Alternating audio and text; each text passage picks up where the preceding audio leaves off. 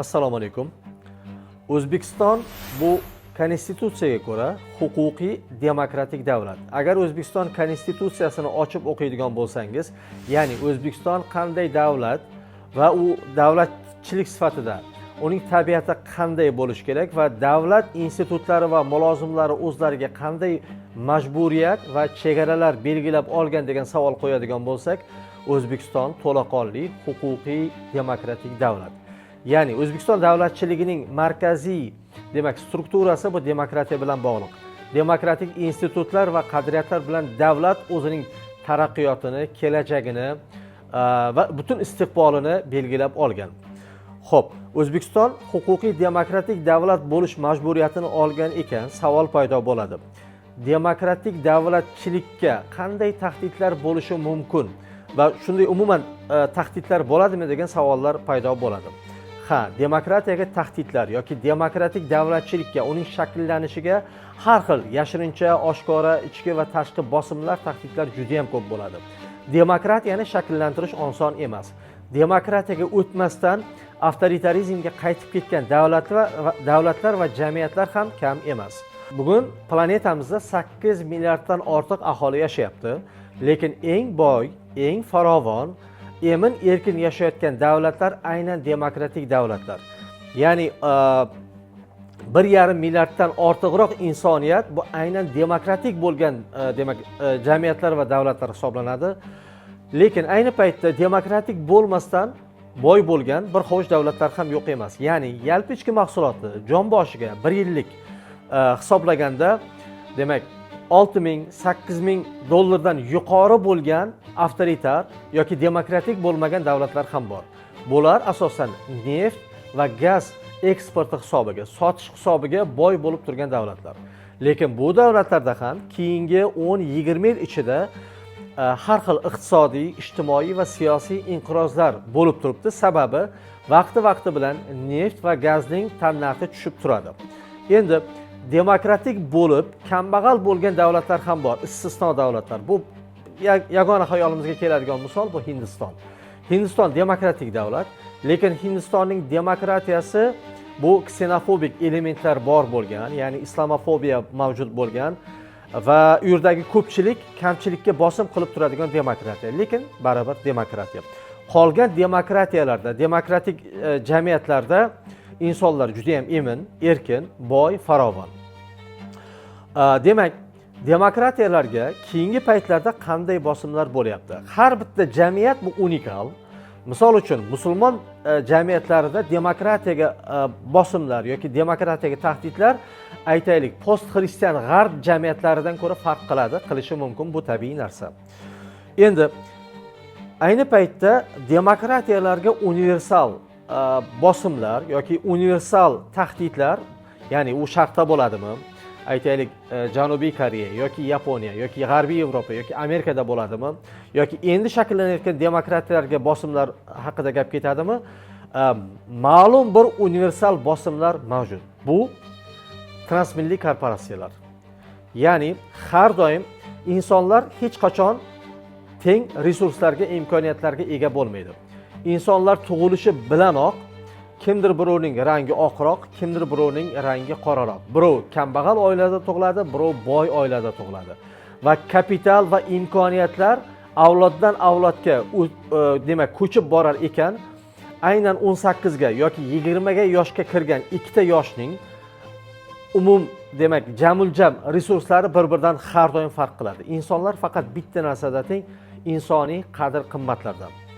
Lekin kapitalizmda, ya'ni bozor iqtisodiyotiga asoslangan jamiyatlarda ijtimoiy tafovut har doim jiddiy ijtimoiy, iqtisodiy va siyosiy muammo bo'lgan. Va bosqichma-bosqich aytaylik avlodlardan avlodlarga o'tgan sayin boy bo'lgan oilalar, boy bo'lgan korporatsiyalar vaqt o'tib yanada qudratli bo'lgan. Ya'ni bir vaqtlar, ya'ni 19-asrning ikkinchi yarmida, 20-asrning boshlaridagi ijtimoiy demokratiya, sotsial demokratizmning eng katta nazariyachilari, jumladan Karl Marx, Friedrich Engels va Lenin ham aytgan ediki, demokratiya ertami kechmi o'ladi bozor iqtisodiyoti va kapitalizm ertami kechmi o'ladi. Sababi u yerdagi ijtimoiy tafovutlashuv inqilobga olib keladi. Chunki insonlar norozi bo'lganligi sababli, ya'ni boylar nihoyatda boy bo'lib ketganligi, kambag'allar nihoyatda kambag'al bo'lib qolganligi sababli ijtimoiy portlash yuz beradi degan nazariyani oldinga surgan edi. Bu nazariya to'liq o'zini oqlamadi, lekin G'arb sivilizatsiyasi o'zi uchun muhim, demak, xulosalarni chiqardi. Va ayniqsa G'arbiy Yevropada Amerika anglosakson demokratiyasidan farqli o'laroq G'arbiy Yevropada sotsial demokratiya, ya'ni bir tomondan insonlar erkin bo'lsin, ikkinchi tomondan insonlar o'rtasidagi ijtimoiy farq va tafovut kam bo'lsin degan siyosiy tizimlar ham shakllandi. Mana bugungi Germaniya, bugungi Fransiya, Skandinaviya yarim oroldagi davlatlar, ya'ni Finlandiya, Norvegiya, Shvetsiya, bu davlatlarda ijtimoiy himoya dasturi, ya'ni sotsial demokratizm nihoyatda kuchli. Endi mana agar e'tibor bersak, keyingi paytda Amerikaning o'zida ham 1% amerikalik qolgan 99% amerikaliklardan ko'ra boy. Dunyodagi 8 ta boy odamning kapitali qolgan 3,5 milliard insonning kapitali bilan teng. Chunki insoniyatning ma'lum bir aholi qatlami bor, o'ta qashshoqlar va kambag'allar. Ularning bir kunlik daromadi 1-2 dollarga teng keladi. Ya'ni aytaylik 20 ming, 30 ming so'm bilan yashayotgan insoniyatning ma'lum bir qatlami ham bor. Bu ko'proq Osiyoda, Afrikada va ba'zi bir Lotin Amerikasidagi davlatlarda. Va mana shu 3,5 milliard insoniyatning jamul-jam boyligi bilan dunyodagi 8 ta eng boy odamning boyligini o'lchaganda 8 ta odamning vazni og'irroq keladi. Mana shunday boylar ham bor. Endi mana bu kitobda ikkita angliyalik tadqiqotchi, demak Claire Provost, Matthew Cannon, bular ikkalasi uzoq muddat tadqiqot olib borgan va dunyodagi juda ham yirik bo'lgan transnatsional kompaniyalar, ya'ni transmilliy korporatsiyalarning demokratiyalarni tinchgina yo'l bilan, ya'ni shov-shuv ko'tarmasdan, siyosiy kampaniya olib bormasdan qo'poruvchilik qilayotganligiga juda ham ko'plab faktlar yiqqan va mana bu kitob shu haqda yoziladi. Ya'ni O'zbekiston demokratik davlat bo'lishi kerak ekan, O'zbekistonning aholisi o'sib borayotgan ekan, O'zbekistonning yer osti, yer usti, demak boyliklari borgan sari kamayib borayotgan ekan va O'zbekistonning kelajakdagi asosiy kapitali bu inson kapitali bo'lishi kerak ekan, O'zbekiston aholisi, ayniqsa demakki intellektual qatlam, siyosatshunoslar, sotsiologlar, siyosatchilar albatta mana bu kitobni olib o'qishi va o'zlari uchun muhim xulosalar chiqarib olishi kerak. O'zbekiston bozor iqtisodiyotiga o'tganiga 30 yil bo'lyapti va bugungi O'zbekistonda ijtimoiy tafovutlashuv juda ham jadal ketyapti. Boylar juda ham boy, kambag'al va qashshoq aholimizning imkoniyatlari anchagina cheklangan. Va mana O'zbekiston o'tgan demak 24-yilda konstitutsion islohotlar qildi va O'zbekiston konstitutsiyasiga qo'shimcha ko'plab moddalar olib kirildi. Jumladan O'zbekiston konstitutsiyasining 1-moddasida O'zbekiston davlatchiligining tabiati kengaytirildi, aniqlashtirildi. Jumladan O'zbekiston huquqiy, demokratik va ijtimoiy davlat degan so'z kiritildi. Ijtimoiy nima degani? Bu ijtimoiy himoya qilish davlatning majburiyati bundan keyin bo'ladi. Ya'ni kambag'allar, qashshoqlar o'z holiga tashlab qo'yilmaydi.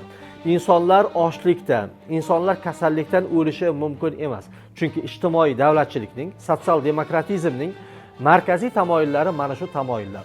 Demak, O'zbekiston ijtimoiy davlat bo'lar ekan, ijtimoiy himoya qilish davlatning muhim funksiyalaridan, majburiyatlaridan bo'lar ekan, demak, O'zbekistonda ijtimoiy tafovutlashuvning keskinlashib ketishiga yo'l berilmasligi kerak.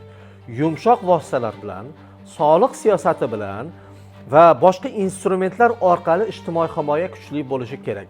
Va mana bu yerdagi ikkita tadqiqotchining sukut inqilobi, ya'ni korporatsiyalar, transmilliy va milliy katta kompaniyalarning, katta korporatsiyalarning demokratiya, ya'ni xalqning irodasi hokimiyatga kelishini oldini olish yoki uni qo'porib tashlashga qaratilgan siyosatini biz O'zbekiston sharoitida, O'zbekiston istiqbolida bunday xatolarni takrorlanishiga, ya'ni G'arbda bo'lgan, boshqa davlatlarda bo'lgan xatolarni O'zbekiston misolida takrorlanishiga imkoniyat bermasligimiz kerak va mana bu kitobni o'qib o'zimiz uchun, O'zbekiston davlatchiligi uchun, O'zbekiston istiqboli uchun kerakli xulosalarni chiqarib olishimiz kerak.